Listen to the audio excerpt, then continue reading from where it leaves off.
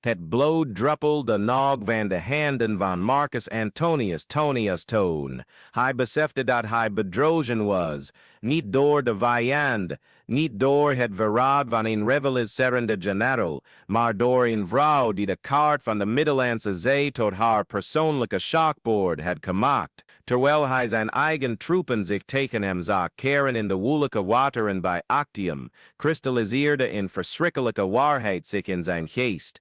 Cleopatra Zev was niet alleen zijn minnares of politieke bondgenote, zij was de ware commandant van zijn lot, en hij de machtige triumvier van Rome, niets meer dan een pion in een spel waarvan hij de regels nooit volledig had begrepen. De laatste farao van Egypte had de machtigste mannen van de bekende wereld tot marionetten gemaakt, niet alleen hun harten manipulerend, maar ook hun vrouwen, hun fortuinen en hun legers, en nu, terwijl de nederlaag zich aan de horizon aftekende als een meedogenloze storm, begreep Marcus Antonius eindelijk de omvang van zijn eigen naïviteit. Cleopatra hield niet van mannen, zij consumeerde hen, transformeerde hen, verwierp hen, en het meest angstaanjagende van alles, ze deed dit met een chirurgische precisie, die de militaire strategie van de generaals, die ze verleidde evenaarde. 20 jaar eerder, toen Cleopatra voor het eerst het paleis van Julius Caesar in Rome betrad, kon niemand zich voorstellen dat die jonge vrouw van 21 verbannen uit haar eigen koninkrijk door Paleis Intricus, de architect van de val van imperiums zou worden. Haar ogen, door chronicschrijvers beschreven als donker als de nail in het overstromingsseizoen, droegen een intelligentie die de oppervlakkige verleiding te boven ging. Plutarchus zou decennia later in zijn geschriften vermelden dat het niet haar schoonheid was, die mannen betoverde, maar haar vermogen om 9 talen te spreken en de zwakheden van de menselijke ziel te begrijpen, alsof ze onzichtbare perkamentrollen kon lezen. Caesar, de veroveraar van Gallië, de man die de Romeinse Senaat met zijn overwinningen deed beven, bevond zich voor iets waar zijn militaire campagnes hem nooit op hadden voorbereid. Cleopatra kwam niet naar hem toe als een smekeling op zoek naar bescherming, zij reveerde gewikkeld in kostbare tapijten,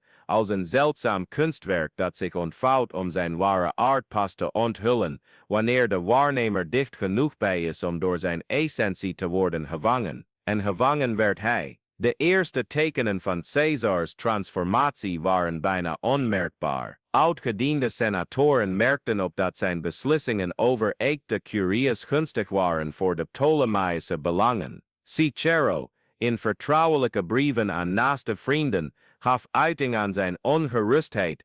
Caesar raadpleegt die Egyptische overzaken die alleen in de Senaat zouden moeten worden beslist. Het is alsof ze zaden van ambitie heeft geplant op grond, die al te vruchtbaar was voor het welzijn van Rome. Maar het waren niet alleen de politieke beslissingen die veranderden. Caesar, bekend om zijn Spartanas discipline, begon nachtenlang door te brengen op uitbundige banketten, omringd door Oosterse specerijen en wijnen die meer kosten dan het jaarsalaris van een legionair. Cleopatra had Caesar bestudeerd zoals een generaal het terrein bestudeert voor een veldslag. Ze wist dat achter de façade van onoverwinnelijke veroveraar een man zat die gekweld werd door vroegtijdige kaalheid, door epileptische aanvallen die hij zorgvuldig voor het publiek verborg, en door een onverzadigbare dorst naar erkenning, die geen enkele militaire overwinning volledig leek te kunnen lessen. Terwijl andere vrouwen Caesar fysiek genot of oppervlakkige bewondering boden, bood Cleopatra iets oneindig gevaarlijkers. Ze liet hem zich voelen als een god. De rituelen die ze creëerde rond haar interacties met Caesar waren theatraal, maar met een subtiliteit die de manipulatie bijna onzichtbaar maakte. Toen ze hem in Alexandrië ontving, kleedde ze zich niet als een smekende koningin, maar als Isis reïncarnaat, omringd door rook die de perceptie subtiel veranderde, door muziek die meer een betovering dan amusement was. Papyrusrollen die eeuwen later werden ontdekt in de ruïnes van Alexandrië, zouden recepten onthullen van parfums met bijna narcotische eigenschappen. speciaal ontwikkeld euphorische en emotioneel afhankelijke toestanden teweeg te brengen. Cleopatra verleidde niet alleen met haar lichaam, ze verleidde met een wetenschap van psychologische manipulatie, die haar doelwitten zich tegelijkertijd machtiger en kwetsbaarder liet voelen. Caesar, de man die de Rubicon had overgestoken en daarmee de republiek zelf had uitgedaagd, bevond zich een nog gevaarlijkere Rubicon over te steken, die van emotionele afhankelijkheid. Zijn persoonlijke brieven, onderschept door Macedonische spionnen en later verkocht aan particuliere verzamelaars, onthulden een pathetische kant van de grote generaal. Als ik weg ben bij haar voel ik me alsof een essentieel deel van mijn ziel is weggerukt, schreef hij aan een vertrouweling. Rome leek kleiner, minder belangrijk. Het is alsof ik het nectar van de goden heb geproefd en nu gedwongen word om azijn te drinken. De vroegtijdige dood van Fulvia verwijderde het laatste binnenlandse obstakel voor Cleopatra's totale invloed op Marcus Antonius. Toen hij met Octavia, de zus van Octavianus, trouwde, was het huwelijk duidelijk politiek, in poging om de alliantie tussen de triumvirs te versterken. Maar Cleopatra wist dat politieke huwelijken bijzonder kwetsbaar waren voor emotionele manipulatie, vooral wanneer een van de partijen al emotioneel verbonden was elders. Octavia vertegenwoordigde alles wat een Romeinse matrone moest zijn, deugdzaam, discreet, toegewijd aan de belangen van het gezin en de staat. Juist daarom was ze gedoemd te falen in de competitie met Cleopatra. Terwijl Octavia Antonius stabiliteit en respectabiliteit bood Cleopatra transcendentie en ervaringen die buiten de grenzen van de gewone menselijke conditie schenen te bestaan. Cleopatra's strategie met Octavia was anders dan die welke ze met Calphurnia en Fulvia had gebruikt. Ze erkende dat Octavia in wezen een goede vrouw was, die oprecht van haar man hield, en koos voor een aanpak die tegelijkertijd subtieler en vrijder was. In plaats van te proberen Octavia direct te winnen, zorgde ze ervoor dat elk moment dat Antonius in Rome doorbracht een ervaring van sensorische deprivatie was in vergelijking met de intensere ervaringen die hij in Alexandrië beleefde. De brieven van Antonius aan Cleopatra tijdens hun perioden van gedwongen scheiding werden steeds wanhopiger. Rome leek me een stad van schaduwen, schreef hij in een brief die door spionnen van Octavianus werd onderschept. De kleuren zijn doffer, de smaken flauwer, zelfs de lucht leek minder voedzaam voor de longen. Het is alsof ik eraan gewend ben geraakt om in een intensere wereld te leven en nu gedwongen word om te bestaan in een verbleekte versie van de realiteit. Het was precies deze psychologische afhankelijkheid die Cleopatra zorgvuldig had gekweekt. Octavia, een intelligente en scherpzinnige vrouw, begon de veranderingen in haar man op te merken. Hij was fysiek aanwezig, maar emotioneel afwezig, als een man die krachtige drugs had gebruikt en nu gedwongen werd nuchter te leven. Ze probeerde zich aan te passen door Egyptische elementen in haar Romeinse huis te introduceren, door de cultuur en filosofie van Egypte te leren kennen, en zelfs door dezelfde astrologen te raadplegen die Antonius bewonderde. Maar al deze inspanningen benadrukten alleen maar het verschil tussen een oppervlakkige imitatie en de oorspronkelijke bron van de ervaring die haar man zocht. De aftakeling van het huwelijk tussen Antonius en Octavia was een traag en pijnlijk proces dat perfect diende aan de belangen van Cleopatra. Elke mislukte poging van Octavia om zich met haar man te verbinden verdiepte alleen maar het contrast tussen het Romeinse gezinsleven en de transcendente ervaringen die Antonius associeerde met de Egyptische koningin. Toen Antonius Romeinse uiteindelijk verliet om permanent naar Alexandrië terug te keren, liet hij niet alleen een vrouw achter, hij vluchtte voor een versie van zichzelf die ondraaglijk was geworden. Maar het echte meesterwerk van Cleopatra's manipulatie was niet het winnen van Antonius of het neutraliseren van zijn vrouwen, Het was de manier waarop ze erin slaagde hem te laten geloven dat alle destructieve beslissingen die hij nam zijn eigen ideeën waren. De schenking van Romeinse gebieden aan Cleopatra's kinderen, gepresenteerd als een briljante militaire strategie om de oostelijke grenzen van het Rijk te versterken, de beslissing om Octavianus in een zeeslag te confronteren, waarbij de natuurlijke voordelen duidelijk in het voordeel van de vijand waren, gepresenteerd als een demonstratie van oppermachtige zelfvertrouwen. De geleidelijke vervreemding van Antonius' Romeinse bondgenoten, gepresenteerd als een noodzakelijke zuivering van corrupte invloeden. Elke beslissing diende de belangen van Cleopatra, terwijl ze systematisch de positie van Antonius ondermijnde, maar ze presenteerde ze op zo'n manier dat hij zich bij elke catastrofale keuze krachtiger, visionairder, meer voorbestemd voor grootse daden voelde. Het was een vorm van manipulatie die verder ging dan fysieke of zelfs emotionele verleiding. Het was de systematische vernietiging van het beoordelingsvermogen van een man, zo subtiel uitgevoerd dat hij zijn eigen ondergang beleefde als een reeks persoonlijke triomfen. De laatste jaren van Marcus Antonius waren een studie in psychologische achteruitgang. Rapporten van Romeinse spionnen beschreven hem als een man die het vermogen had verloren om onderscheid te maken tussen werkelijkheid en fantasie. Hij sprak voortdurend over grootschalige plannen om Parthia te veroveren, een nieuw Oosters Rijk te vestigen, Alexandria tot de hoofdstad van de beschaafde wereld te maken. Maar zijn praktische daden werden steeds grilliger en contraproductiever.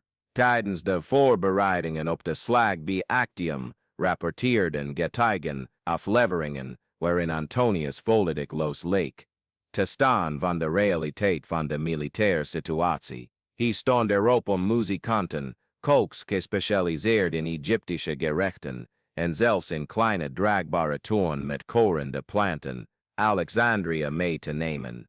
Het was alsof hij zich voorbereidde op een uitgebreid festival, niet op een veldslag die het lot van twee rijken zou bepalen. Cleopatra, vanuit haar bevoorrechte positie observerend, moet hebben ingezien dat haar meesterwerk van manipulatie zijn natuurlijke einde naderde. Antonius was zo afhankelijk geworden van de ervaringen die zij hem bood dat hij het vermogen had verloren om effectief te functioneren in de echte wereld. Hij was als een verslaafde wiens gewoonte zo intens was geworden dat hij de basisbehoeften niet meer kon vervullen om zijn verslaving in stand te houden. Cleopatra zelf begon in deze periode tekenen van achteruitgang te vertonen. Portretten bewaard op munten geslagen in de laatste jaren van haar regering tonen een vrouw die voortijdig verouderd was, met lijnen van spanning rond haar ogen die niet aanwezig waren in eerdere representaties. De constante inspanning die nodig was om meerdere complexe manipulaties te handhaven, de groeiende militaire bedreigingen vanuit Rome te beheren en de illusie van totale controle in stand te houden, had een fysieke en emotionele tol geëist. Administratieve documenten ontdekt in de ruïnes van het koninklijk paleis van Alexandria onthullen dat Cleopatra in de maanden voor Actium begonnen was met het experimenteren met gif, verschillende combinaties testend op ter dood veroordeelden, om te bepalen welke de snelste en minst pijnlijke dood veroorzaakten. Het was een pragmatische voorbereiding op een eventuele gebeurtenis die zij steeds waarschijnlijker achtte, maar ook een teken dat de vrouw, die met het leven van machtige mannen had gespeeld, alsof het schaakstukken waren, eindelijk een tegenstander had gevonden die niet verleid, gemanipuleerd of gecontroleerd kon worden, de historische onvermijdelijkheid. Octavianus vertegenwoordigde iets totaal anders dan de mannen die Cleopatra eerder had veroverd. Waar Caesar gedreven werd door ambitie en Antonius door hedonisme, werd Octavianus gedreven door een kille en berekenende visie op macht als institutionele verantwoordelijkheid. Hij kon niet verleid worden omdat hij geen transcendente ervaringen zocht. Hij zocht orde, stabiliteit en het behoud van Rome als duurzame politieke entiteit. Voor een man met die mentaliteit vertegenwoordigde Cleopatra geen mogelijkheid tot plezier of glorie, maar een existentiële bedreiging voor het voortbestaan van de Romeinse beschaving. De slag bij Actium was in veel opzichten een anticlimax na jaren van complexe manoeuvres en geavanceerde psychologische manipulaties. De realiteit van de zeeslag, waar discipline, ervaring en numerieke superioriteit belangrijker waren dan charisma of goddelijke inspiratie, legde de fundamentele zwakte bloot van de fantasierlijke constructies die Cleopatra rond Antonius had gebouwd.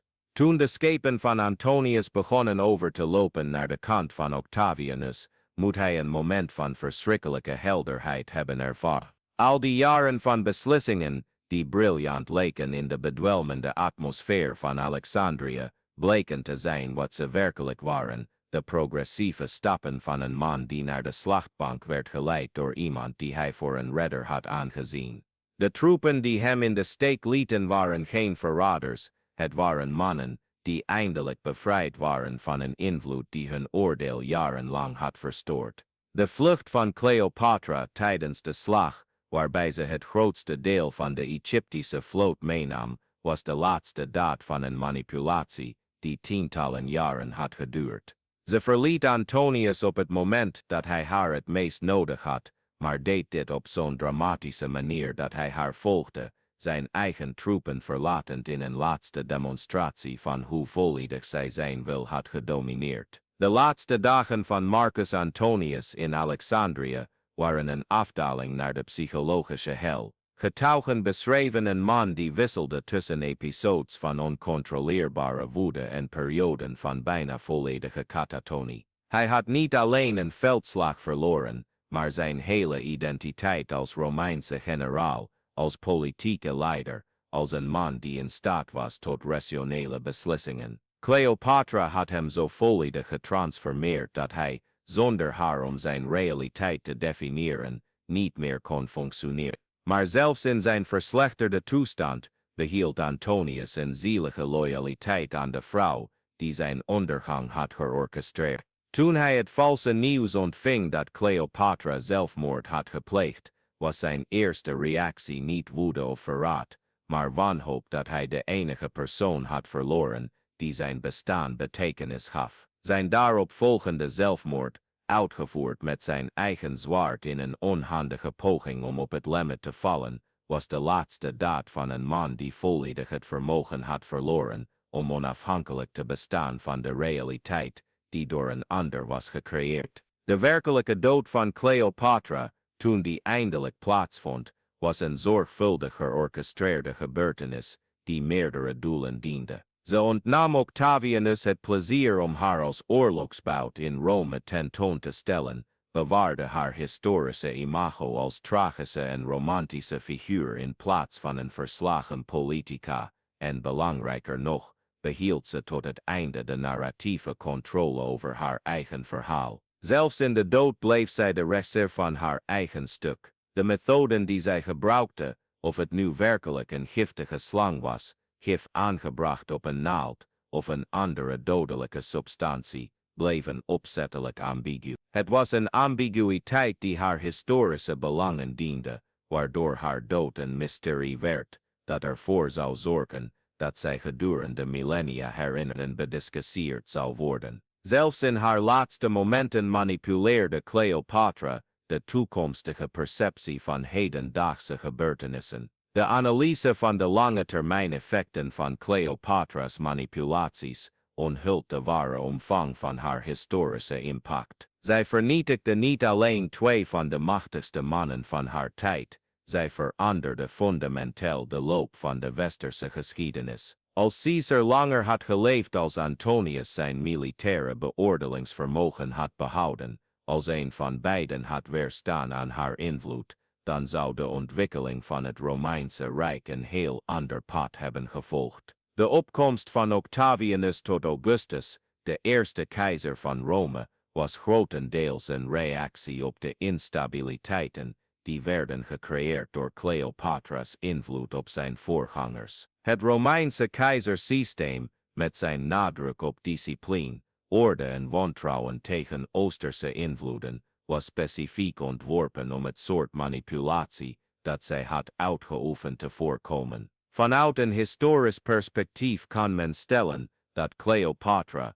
onbedoeld de architect was van het politieke systeem dat de westerse wereld de komende 5 eeuwen zou domineren. Maar misschien is het meest verontrustende aspect van haar verhaal hoe zij de fundamentele zwakheden van de mannelijke macht in haar tijd onthulde. Keizer en Antonius waren geen zwakke mannen, zij waren de meest competente militaire leiders van hun generatie, sluwe politici, die met succes de dodelijke complexiteit van de Romeinse politiek hadden doorstaan. Toch werden beiden systematisch vernietigd door een vrouw, die begreep dat achter elke façade van mannelijke kracht emotionele behoeften schuilgaan, die kunnen worden uitgebouwd door iemand die slim en gewetenloos genoeg is. Cleopatra's vermogen om de echtgenotes van haar doelwitten te veranderen in onwillige medewerkers voegde een nog sinistere dimensie toe aan haar verhaal. Zij verleidde niet alleen machtige mannen,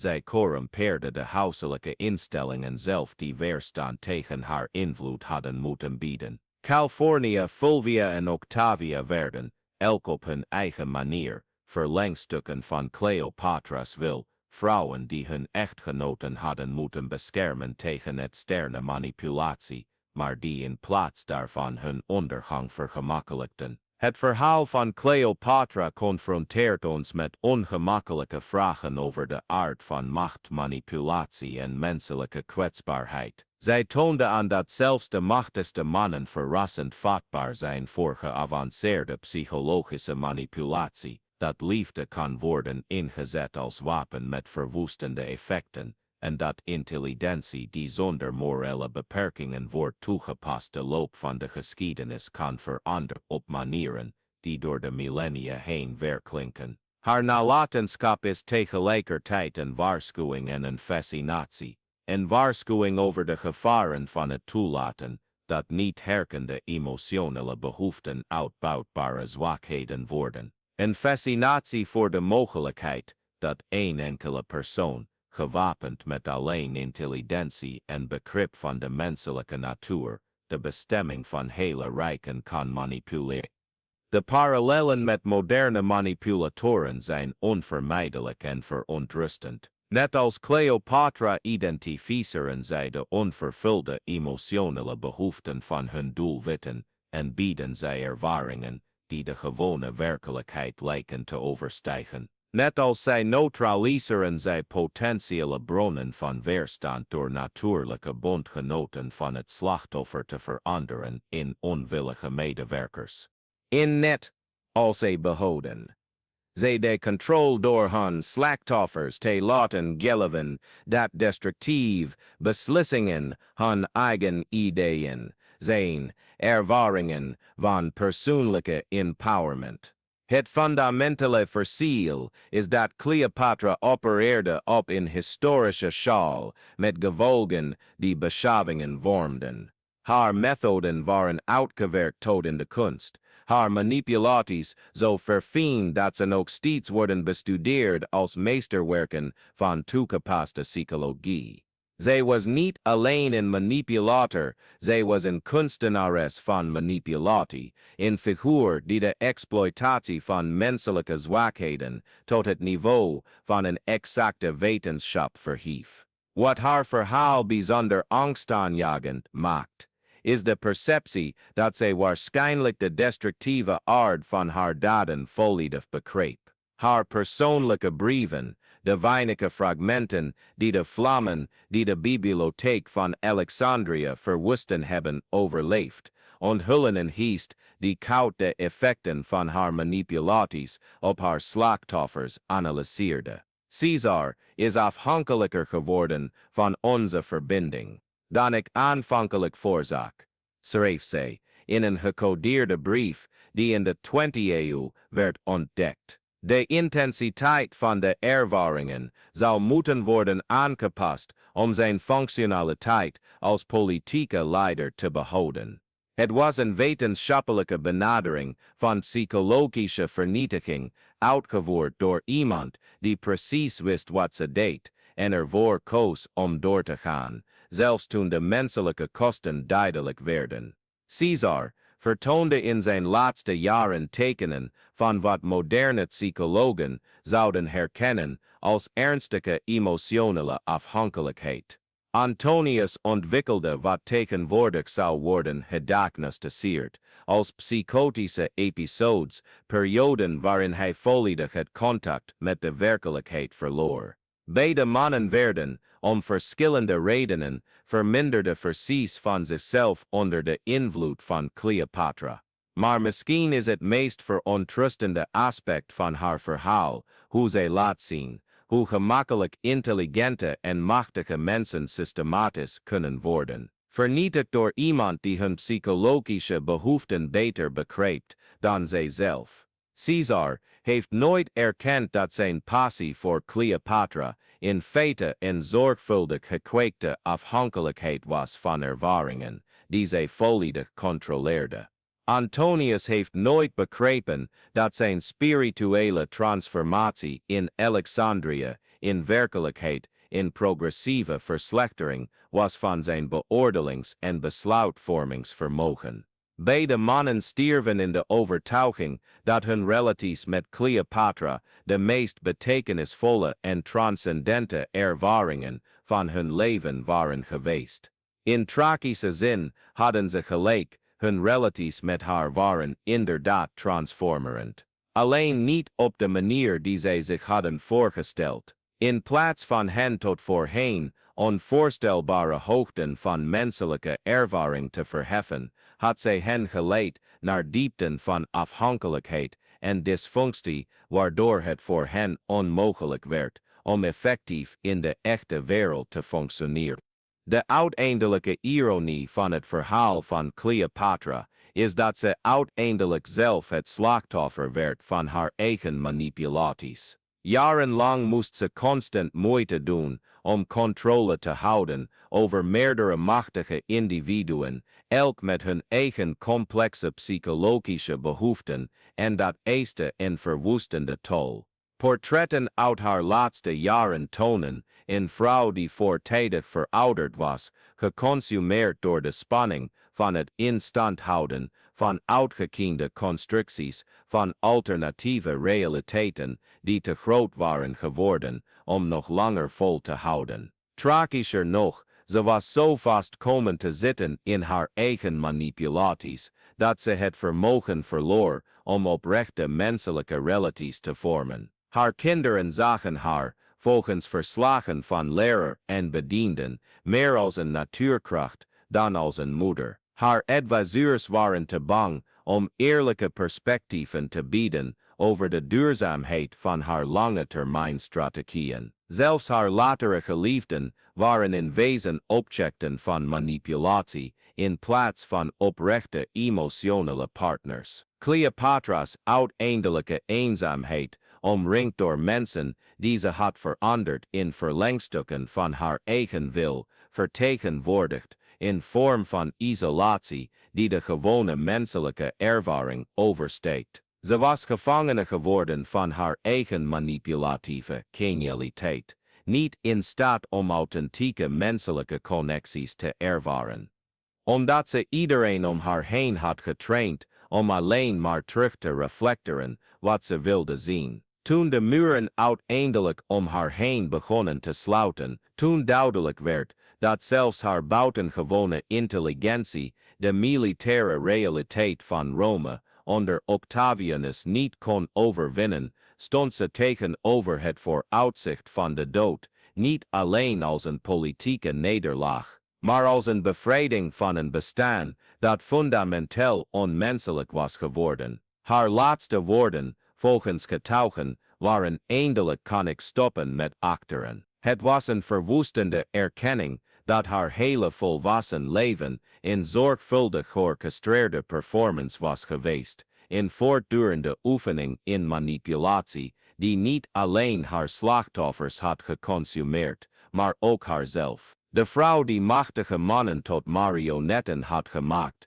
had zichzelf in het proces veranderd in iets dat niet langer volledig menselijk was. Het lot van Cleopatra's kinderen voegt een laatste dimensie van tragedie toe aan haar verhaal. Caesarion, haar zoon met Caesar, werd op bevel van Octavianus geëxecuteerd, die erkende dat elke nakomeling van Cleopatra een permanente bedreiging zou vormen voor de Romeinse stabiliteit. De kinderen die ze met Antonius kreeg, werden gespaard, maar alleen omdat Octavianus berekende dat zo jonge kinderen konden worden heropgevoed om de Romeinse belangen te dienen. Maar misschien wel de meest blijvende consequentie van haar manipulaties was hoe ze de verwachtingen en praktijken van de Romeinse macht fundamenteel veranderden. De opkomst van Augustus tot keizerlijke macht was grotendeels in reactie op de instabiliteiten die werden veroorzaakt door haar invloed op Caesar en Antonius. Het systeem dat hij vestigde met zijn nadruk op institutionele discipline en systematische wantrouwen in externe invloeden was specifiek ontworpen om het soort manipulatie te voorkomen dat zij had uitgeoefend.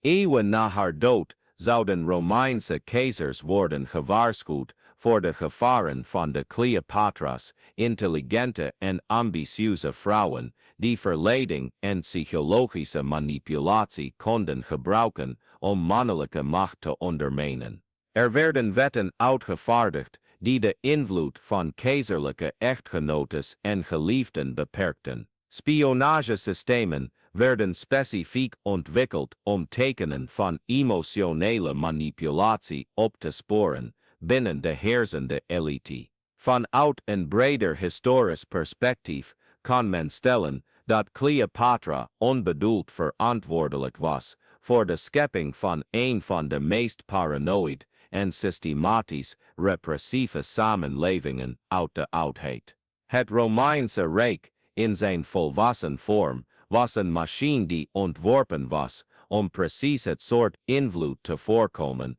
dat zij had uitgeoefend, en die preventie kostte de Romeinse samenleving veel van haar culturele vitaliteit en politieke creativiteit. Het verhaal van Cleopatra, vanuit dit perspectief bezien, wordt een meditatie over de onbedoelde gevolgen van genialiteit, die zonder ethische beperkingen wordt toegepast. Ze bereikte haar onmiddellijke doelen, macht, rijkdom, duurzame historische invloed. Maar de prijs van haar veroveringen werd niet alleen gemeten in de levens die ze direct vernietigde, maar ook in de manieren waarop haar daden de machtsstructuren vormden, die de westerse wereld de volgende eeuwen zouden beheersen. Haar manipulaties toonden zowel het potentieel als de gevaren van menselijke intelligentie wanneer die wordt toegepast op het beheersen van andere mensen. Ze bewees dat buitengewoon intelligente mensen inderdaad bijna volledige controle kunnen uitoefenen over nog machtigere individuen op voorwaarde dat ze de psychologische behoeften van hun doelwitten voldoende begrepen. Maar ze toonde ook aan dat dergelijke controle kosten met zich meebrengt, die uiteindelijk zowel de manipulator als de slachtoffers vernietigen. De blijvende fascinatie voor Cleopatra door de millennia weerspiegelt misschien wel onze instinctieve erkenning dat ze iets fundamenteels vertegenwoordigt over de menselijke natuur, ons gelijktijdige vermogen tot transcendente genialiteit en berekende vrijheid, onze kwetsbaarheid voor manipulatie, zelfs als we het machtigst zijn, en de manier waarop macht zonder morele beperkingen onvermijdelijk degenen die haar uitoefenen consumeert. Ze blijft in het collectieve geheugen van de mensheid en tegelijkertijd fascinerend en angstaanjagend symbool van de meest duistere mogelijkheden van menselijke intelligentie. Een vrouw die bewees dat de machtigste mannen ter wereld tot marionetten kunnen worden, gereduceerd door iemand die de juiste touwtjes weet te trekken, maar die ook aantoonde dat een dergelijk begrip de manipulator onvermijdelijk in iets minder dan menselijks verandert. Uiteindelijk gaat het verhaal van Cleopatra niet alleen over een koningin die Romeinse generaals verleidde. Het gaat over de grenzen van menselijke manipulatie, de verborgen kosten van absolute macht en de manier waarop genialiteit zonder mededogen toegepast zowel duurzame erfenissen als onomkeerbare persoonlijke vernietiging kan creëren. Het is een verhaal dat blijft nazinderen, omdat het ingaat op ongemakkelijke waarheden over onze eigen aard, onze kwetsbaarheid voor manipulatie, onze fascinatie voor macht en ons oneindige vermogen tot zowel schepping als vernietiging.